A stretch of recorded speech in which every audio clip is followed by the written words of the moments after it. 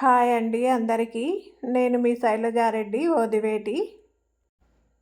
ఎక్కడున్నాను అనుకుంటున్నారా? చూడండి ఇక్కడ ఎంట్రన్స్ మైసూరు మహారాజా ప్యాలెస్ ఎంట్రన్స్ అనమాట ఇది. దక్షిణం వైపు ఉంటుంది. ఇక్కడ నుంచే లోపలికి వెళ్ళాల్సి ఉంటుంది. దీన్నే బలరామ ముఖద్వారం అని కూడా అంటారు. ఈ ద్వారం ఆర్చి పైన శ్రీకృష్ణుడు ఉన్నాడు. 1 వీక్ కర్ణాటక టెంపుల్స్ టూర్‌కి బయలుదేరాం మేము. మొదటగా అయితే శ్రీరంగపట్నంలో దిగి కావేరీ నదిలో స్నానం చేసి శ్రీరంగనాథుడిని దర్శించుకున్నాము. తర్వాత ఇక్కడికి మైసూర్ మహారాజా ప్యాలెస్ చూడ్డానికొచ్చాము. ఈ ఎంట్రన్స్ నుంచి లోపలికొచ్చాక ఇటువైపు చెట్లు, ఇక్కడ చూడండి ప్యాలెస్ ఇలా కనిపిస్తుంది. మన భారతదేశంలో దర్శించదగ్గ అతిపెద్ద ప్యాలెస్‌ల్లో ఇది కూడా ఒకటి. ఇంతవరకు కొన్ని మిలియన్ల విజిటర్స్ ఇక్కడికి వచ్చారు. చూడండి ఇక్కడ ఉన్నటువంటి చెట్లు, ఆ చెట్లపైకి తీగలు పాకాయి. పెద్ద పెద్ద ఆకులున్న తీగలు మనీ ప్లాంట్ లాగా ఉన్నాయి. చాలా పెద్ద సైజులో ఉన్నాయి ఆ తీగల యొక్క ఆకులు. వాటినే ఇప్పుడు చూపిస్తున్నా. చాలా ఆకర్షణీయంగా ఉన్నాయి. ఈ చెట్లకి ఇలాంటి తీగలనేది పాకి చాలా అందంగా కనిపిస్తున్నాయి. దగ్గర నుంచి వాటి ఆకులు చూడండి నా వెనుక. ఇవి ఒక రకమైన గార్డెన్‌లో అందంగా కనిపించే పువ్వులున్న చిన్న మొక్కలు. ఇంకా ప్యాలెస్ లోపలికి వెళ్తున్నాము ఇప్పుడు చూడ్డానికి. ఇక్కడ ఎంట్రీ టికెట్ కూడా ఉంటుంది. అన్నట్టు చెప్పడం మర్చిపోయాను. ఎంట్రీ ఫీజు అయితే 7 సంవత్సరాల లోపల పిల్లలకి ఏమీ ఉండదు. 7 సంవత్సరాల నుంచి 18 సంవత్సరాల వరకు రూ. 50. 18 సంవత్సరాల నుంచి ఉన్న పెద్దవాళ్ళకి రూ. 120 ఉంటుంది. చూడండి లోపలికొచ్చాక ఇక్కడ ఎటువైపు చూసినా కూడా అందమైన స్తంభాలతో, అందమైన పైకప్పులతో ఇలా ఉంటుంది. కనిపించేది బంగారు రథం. రాజవంశస్థుల ఇంటి దేవత అయిన చాముండేశ్వరిని ఊరేగిస్తారంట అందులో దసరా పండుగ అప్పుడు. మేమైతే ఎటువంటి గైడ్ లేకుండానే అందరూ ఎలా వెళ్తుంటే మేము కూడా వారిని అనుసరిస్తూ వెళ్తూ ఉన్నాము. ఇక్కడ ఇంకా కొందరు దేవుళ్ళు. నాకైతే దేన్ని చూపించాలి అనేది పెద్దగా తెలీదు. ఎక్కువగా నేను ఆ స్తంభాలని, పైకప్పులను చూపిస్తూ వెళ్తున్నాను. మధ్య మధ్యలో చూపించాల్సినవి వస్తూ ఉంటాయి. అయితే నేను ఒక సైడ్ వెళ్ళకపోవడం వల్ల, లేదా వాటి యొక్క ప్రాధాన్యత తెలియకపోవడం వల్ల వాటిని క్లియర్‌గా కూడా చూపించలేకపోవచ్చు. నాకు తెలిసినవైతే మాత్రం తప్పకుండా నేను ఎక్స్‌ప్లెయిన్ చేస్తాను. ఇది ప్యాలెస్ మధ్య భాగము. మళ్ళీ చూపిస్తాను దీని గురించి. అంటే 4 వైపులా ప్యాలెస్ ఉంటుంది. మధ్యలో ఈ ఓపెన్ ఏరియా అనమాట ఇది.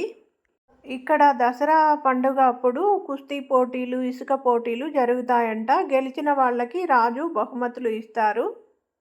ఇక్కడ ప్రతి ఒక్కరూ కూడా ఫోన్లు, కెమెరాలు పట్టుకొని తమకు నచ్చినవన్నీ కూడా ఫోటో తీసుకుంటున్నారు.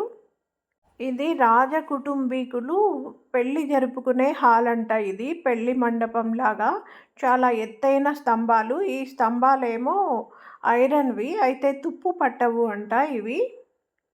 క్యాస్ట్ ఐరన్ అంటారంట. ఇవి స్కాట్లాండ్ నుంచి తెప్పించారు. ఇక్కడ ఉన్నటువంటి ఫ్లోర్‌కి సిరామిక్ టైల్స్ ఇవన్నీ కూడా ఇంగ్లాండ్ నుంచి తెప్పించారు. చాలా కాస్ట్లీ.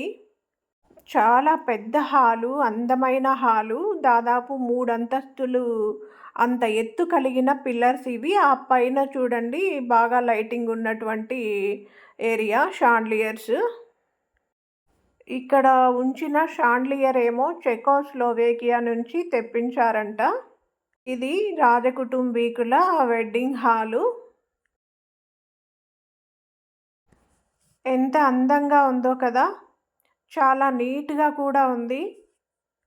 దీన్ని ఇంత బాగా మెయింటైన్ చేస్తున్నందుకు చాలా మెచ్చుకోవాలి. ఎక్కడ చిన్న డస్ట్ కూడా లేదు. ఇంతమంది సందర్శకులు వస్తూ వెళ్తూ ఉన్నప్పటికీ కూడా చాలా నీట్‌గా ఉంటుంది ప్రతి ప్రదేశము కూడా. వీడియోలో చూస్తుంటేనే తెలుస్తోంది కదా! ఇంకా రియల్‌గా చూస్తే కూడా ఇంకా చాలా బాగుంటుంది. ఇగో ఇక్కడ కనిపిస్తుంది షాన్లియర్ పెద్దది. ఇప్పుడైతే లైటింగ్స్ లేకపోవడం వల్ల సరిగా కనిపించడం లేదు పగటిపూట. అయినప్పటికీ కూడా ఇంత పెద్ద ప్యాలెస్‌లో కూడా ఎక్కడ చూసినా కూడా లైటింగ్ అయితే చాలా బాగుంది. ఇక్కడ కనిపిస్తున్నవన్నీ పెయింటింగ్స్.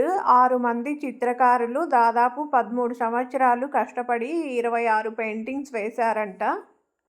ఇక్కడేమో రాజకుటుంబీకులు ఉన్నటువంటి ఫోటో గ్యాలరీ హాల్ ఇది.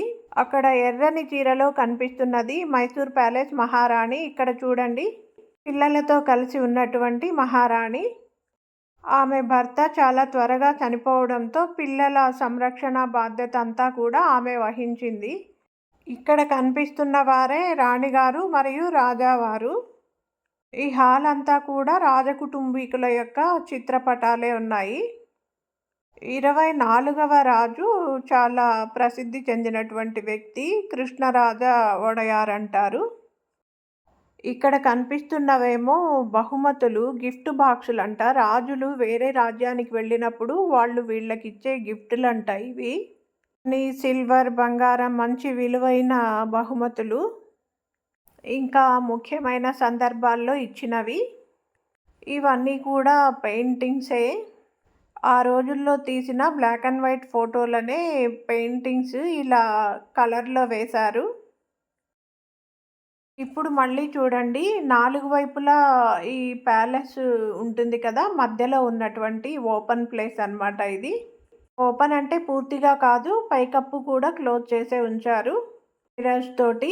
ఇక్కడ కిటికీల్లాగా కనిపిస్తున్నాయి కదా! ఇక్కడ నుంచి మనం లోపలి ప్రాంతాన్ని చూడొచ్చు. అక్కడ దసరా సందర్భంలో పోటీలు జరుగుతాయంట. ఇంకా ఇక్కడికొస్తే రాజకుటుంబ స్త్రీలు రెడీ అవ్వడానికి ఇది డ్రెస్సింగ్ రూము.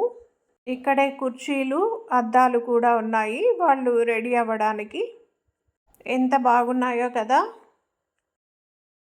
ఇది డ్రెస్సింగ్ టేబుల్.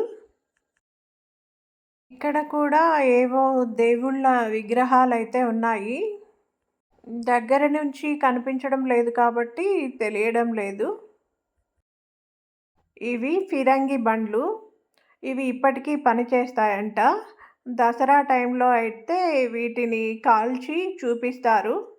అంటే ఇవి ఎలా పనిచేస్తాయో వాటిని చూపిస్తారనమాట. సినిమాల్లో చూడడమే గానీ రియల్‌గా అయితే ఇదే మొదటిసారి నేను చూడడం. ఇంకా బయటకొచ్చేస్తున్నాము. ఇక్కడి నుంచి ఇంకా ఎక్కువ లేదు చూడ్డానికి. ఇక్కడ ఒక మిర్రర్ కనిపిస్తే అందులో నేను ఫోటో తీసుకుంటున్నాను. ఇక్కడ కనిపించేవారే కృష్ణరాజ వొడయార్, 24వ రాజు. మైసూరు రాజ్యాన్ని పరిపాలించినటువంటి రాజు. ఇక్కడ అంగరక్షకులు అనుకుంటా. ఇక్కడ కనిపిస్తున్న తలుపులైతే బర్మా టేక్ వుడ్‌తో చేసినవి. 200 సంవత్సరాలైనప్పటికీ చెక్కు చెదరకుండా ఉన్నాయి. ఇక్కడ కనిపించే హాల్ ఏమో ఇది ఆడియన్స్ హాలు. చాలా అందంగా ఉంటుంది. ఈ ప్యాలెస్ అంతా చాలా స్తంభాలతో, అందమైన పైకప్పులతో కూడి ఉంటుంది. చూడండి, సినిమా సెట్టింగ్ లాగా ఎంత అందంగా ఉందో కదా! చాలా బాగుంటుంది ఈ వ్యూ అయితే. నేను కూడా సెల్ఫీ వీడియో తీసేసుకుంటున్నాను. ఇక్కడ స్తంభాలు కానీ, పైకప్పులు కానీ ఎప్పటికప్పుడు ఆ పెయింటింగ్స్ వేస్తూ ఉంటారు. అంటే పాతబడకుండా ఎప్పటికీ కూడా కొత్తలాగా కనిపిస్తూ ఉంటాయి. ఈ పైకప్పులు చూడండి, ఎంత అందమైన పెయింటింగ్స్ కదా ఇవి. ఎలా వేశారో ఏమో! ఇంత గొప్ప పెయింటింగ్స్ మన ఇండియాలో అయితే చాలా తక్కువ చోట్లే ఉంటాయి. ఇది ప్యాలెస్‌కి ముందు వైపు. దసరా అప్పుడు ఉత్సవాలు జరుగుతాయి.